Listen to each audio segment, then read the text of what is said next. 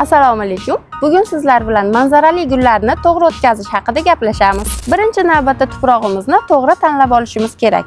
Tuprog'imiz yaxshi suv o'tkazadigan va yengil bo'lishi lozim. Biz tuprog'imizni 60 ga 40 nisbatda torf va beg'umusdan tayyorladik. Asmekod va amoxoz mineral o'g'itlarini ham qo'shdik. Birinchi navbatda gulimizni tagini yumshatib olamiz. Uning uchun ko'pgina suv quyamiz va biroz kutamiz.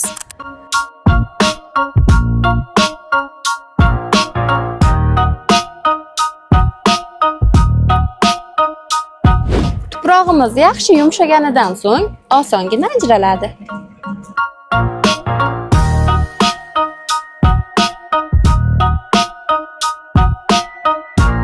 Gulimizni ko'chirib oldik. Endi oldindan tayyorlab qo'ygan tuprog'imizni solamiz.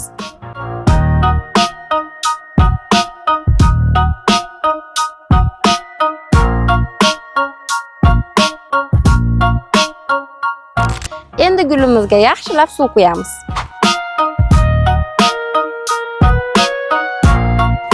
Yangi o'tkazilgan gullarimizga bir hafta mobaynida har kuni yaxshilab suv quygan ma'qul. Bir haftadan so'ng kun ora suv quysak ham bo'laveradi. Mana gulimiz ham tayyor bo'ldi. Sizga ham Fatini ko'chatlari kerak bo'lsa, bizga murojaat qiling.